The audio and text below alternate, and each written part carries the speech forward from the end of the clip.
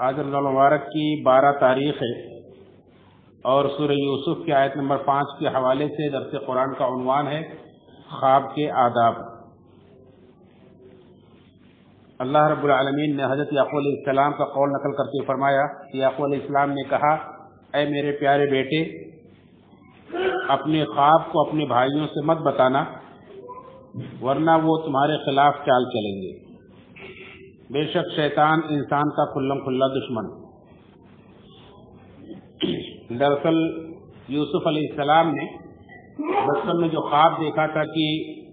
11 ستارے اور سورج اور چاند انہیں سجدہ کر رہے ہیں، جس کی تعبیر 40 سال بعد یا بعض مفسرین کے مطابق 80 سال کے بعد مصر کے اندر جب وہ تخت پر بیٹھے اور ان کے بھائیوں نے، ان کے والدین انہیں سجدہ کیا تعظیم کا، تو اس وقت ظاہر ہوا، اس کی تعبیر پوری ہوئی۔ اسی خواب کا تذکرہ ہے کہ یوسف علیہ السلام نے اپنے ابا سے بتایا کہ ابا میں نے ایسا ایسا خواب دیکھا ہے، تو والد نے کہا کہ دیکھو اپنے خواب کو اپنے بھائیوں سے مت بتانا ورنہ وہ تمہارے خلاف چال چلیں گے، کیونکہ اس کے اندر خواب کے بہت سارے آداب ہم کو بتلائے گئے ہیں، کیونکہ باپ اور بھائی دونوں ایک جیسے نہیں ہو سکتے۔ ایک باپ یہ چاہتا ہے کہ میرا بیٹا میرے سے زیادہ ترقی کر جائے، لیکن بھائی کبھی کبھی حسد کر جاتے ہیں۔ کہتے ہیں لوگ کہ نہ بھائی سے بڑا کوئی دوست اور نہ بھائی سے بڑا کوئی دشمن۔ اگر بھائی دوستی پہ آئے تو موسیٰ علیہ السلام کی طرح اپنے بھائی کے لیے اللہ سے نبوت بھی مانگ لے، اور اگر بھائی دشمنی پر آئے، حسد کرنے لگے تو جان بھی لے لیتا ہے، جیسے کہ آدم علیہ السلام کے ایک بیٹے قابل نے اپنے بھائی حابل کی جان لے لی تھی۔ تو دونوں مثالیں موجود ہیں، اور جبکہ بھائی سوتیلے ہوں تو اور زیادہ خطرہ رہتا ہے۔ یوسف علیہ السلام کے 10 بھائی دوسری ماں سے تھے، سوتیلے تھے، اور ان کے باپ جانتے تھے کس طرح کا معاملہ ان کا بھائی کے ساتھ ہے، کہ اگرچہ ان کے بھائی نیک تھے، اچھے باپ کے بیٹے تھے، لیکن صرف اس بنا پر حسد کرتے تھے کہ باپ انہیں ان کی طرف توجہ زیادہ کیوں دیتے، ہمیں ہماری طرف توجہ کیوں کم دیتے۔ اپنے باپ کی توجہ پانے کے لیے انہوں نے بھائی کے ساتھ کیا چال چلی، یہ سب سورہ یوسف پڑھنے والے جانتے ہوں گے، جسے اللہ رب العالمین نے احسن القصص قرار دیا، سب سے بہترین واقعہ قرار دیا سورہ یوسف کے اس واقعے کو، جو پڑھنے کے لائق ہے۔ تب سب کو چاہیے کہ پڑھیں اور اس کے اندر جو عبرتیں، جو نصیحتیں وہ حاصل کریں۔ وہ ایک الگ موضوع ہے۔ غرض کہ اسی بات کے پیش نظر یعقوب علیہ السلام نے اپنے بیٹے سے کہا کہ یوسف علیہ السلام سے کہا کہ اپنے بھائیوں کو اپنا خواب مت بتانا، اور اللہ کے نبی صلی اللہ علیہ وسلم نے بھی اس طرح سے خواب کے آداب کو سکھلا کے فرمایا ہے کہ جب کوئی آدمی اچھا خواب دیکھے تو ہر کسی کو نہ بتائے، بلکہ اسے بتائے جو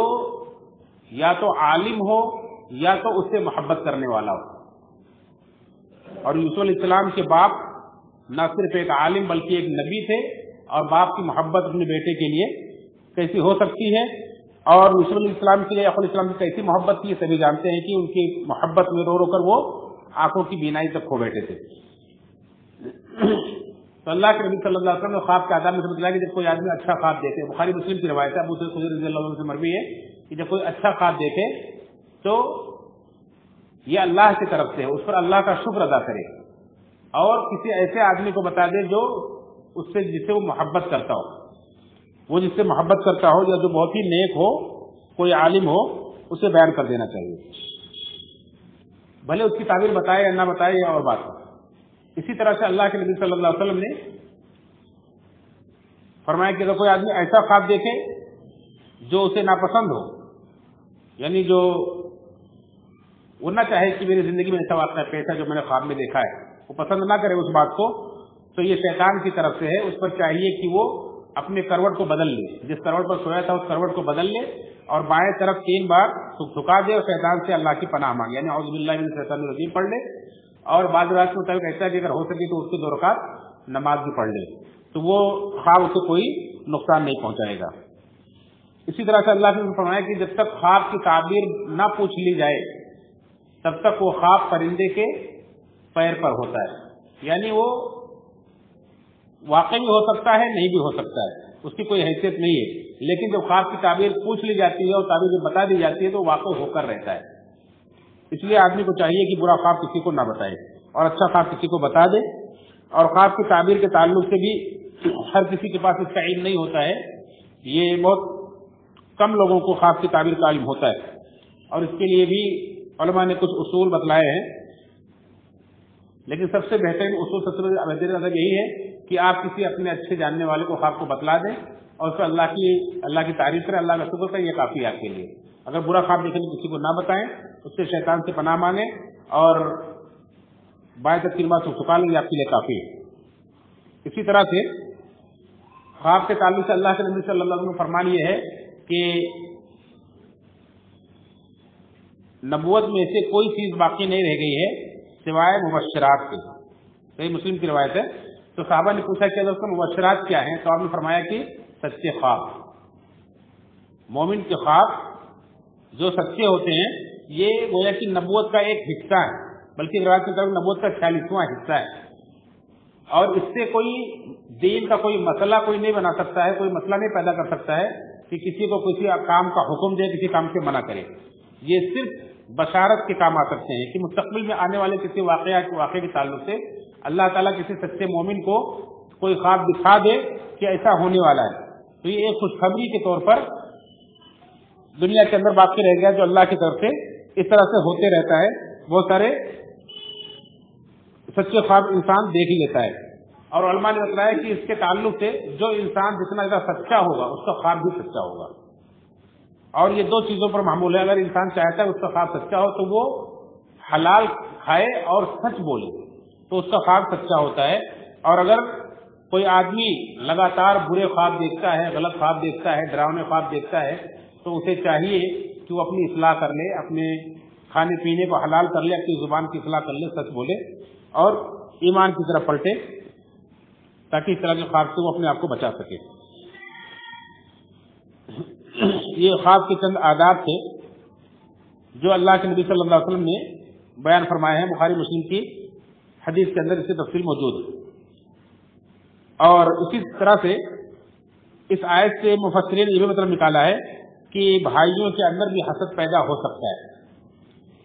اسے انکار نہیں کیا جا سکتا ہے، جیسا کہ رسول اسلام کے بھائیوں کے اندر تھا، اور ان کے بعد یعقوب علیہ السلام نے اس کا خدشہ بھی ظاہر کیا۔ لیکن ایک ادب یہ بھی سکھلا دیا اس آیت کے ذریعے سے کہ دیکھیں بھائیوں کی طرف برائی کو منسوب نہیں کیا، کیونکہ ایک طرح کی بدگمانی ہوگی، لہذا بدگمانی سے بچے انہوں نے برائی کو شیطان کی طرف منسوب کیا، اور کہا کہ دیکھو اپنے بھائیوں کو مت بتانا کہ بھائی تمہارے خلاف کچھ چال چل سکتے ہیں، اور اس کے بعد کیا کہا، ان الشیطان للانسان عدو مبینا، عدو مبین، بے شک شیطان انسان کا کھلم کھلا دشمن۔ تو انسان اگر کبھی کوئی برائی کرتا ہے تو آدمی کو چاہیے کہ بدگمانی سے بچے اور کہے کہ شیطان نے بھائی کو بھڑکا دیا ہوا، اس لیے بھائی نے ایسا کیا ہے۔ جیسے ہی یوسف علیہ السلام جب مصر کے بادشاہ بنے اور ان کے بھائی ان کے پاس آئے ایسا جھکائے ہوئے معافی مانگنے کے لیے، انہیں معاف کر دیا، اور ساتھ میں اس پر اللہ کا شکر بھی ادا کیا کہ اللہ تعالیٰ نے ہمارے بھائیوں کو ہم پھر سے ملا دیا، اس کے بعد کہ شیطان نے ہمارے درمیان دشمنی پیدا کر دی، بھائیوں کو کوئی الزام نہیں دیا، انہوں نے کہا کہ شیطان نے ہمارے درمیان اس طرح سے یہ ماحول پیدا کر دیا تھا۔ تو کتنی بہترین تعلیم دی گئی ہے کہ ہر طرح سے اپنے آپ کو بدگمانی سے بچانا چاہیے۔ یہ بہت ہی احتیاط کا درجہ ہے کہ ایک مومن، اور خاص طور سے رشتہ داری اور پھر اس میں بھائیوں کا رشتہ بڑا ہی نازک ہوتا ہے، اس میں بہت ہی زیادہ احتیاط کی ضرورت ہوتی ہے اپنی زبان کو استعمال کرتے ہوئے، اور اسی زبان کے ذریعے سے ہی الفاظ نکل جاتے ہیں اور انسان، اور اللہ نے فرمایا کہ شیطان انسان کے درمیان دشمنی پیدا کروا دیتا ہے۔ تو اس طرح سے بہت احتیاط کے ساتھ یہ سب باتیں کہنی چاہیے۔ عام طور پر لوگوں کو جب کوئی نقصان پہنچتا ہے تو فوراً بدگمانی کا شکار ہو جاتے ہیں، فلاں نے کیا ہوگا، اور خاص طور سے جب کوئی تکلیف ہوتی ہے اور جادوگروں کے چکر میں پڑتے ہیں، جادوگر کے پاس جاتے ہیں تو وہ اس طرح سے پیشین گوئی کرتا ہے کہ آپ کے اپنوں میں سے ہی کسی نے آپ کے خلاف کچھ کر دیا ہے۔ سب سے پہلا کام اس کا یہ ہوتا ہے کہ آپ کے رشتہ داروں کے خلاف، آپ کے بھائیوں کے خلاف آپ کے دل میں بدگمانی پیدا کر دیتا ہے۔ یہ شیطان ہتھ کنڈا، اس سے بچنے کی ضرورت ہے۔ اس لیے جب بھی کسی غلط آدمی سے آپ مسئلہ لینے جائیں گے، کسی بابا سے اور کسی تعویذ والے سے جو شیطانی علوم کے ذریعے سے آپ کا علاج کرتا ہے، تو سب سے پہلا کام اس کا یہ ہوگا کہ وہ یہی کہے گا آپ کے اپنوں میں سے کسی نے آپ کے خلاف یہ کیا ہے، یعنی پہلا کام اس نے یہ کیا کہ بدگمانی پیدا کر دی، اور یہ شیطان کرتا ہے جو دو بھائیوں کے درمیان بدگمانی پیدا کرتا ہے۔ لہذا ایسی چیزوں سے، ایسی جگہوں سے ہمیں بچنا چاہیے۔ اللہ تعالیٰ سے دعا ہے رب العالمین ہم سب کو صحیح معنوں میں قرآن کریم کو سمجھنے والا، اس کے اندر تدبر کرنے والا، غور و فکر کرنے والا بنائے، اور اللہ تعالیٰ ہم سب کے اپنے اعمال اور عقیدے کی اور ایمان کی اصلاح کی توفیق نصیب فرمائے. آمین. تقبل یا رب.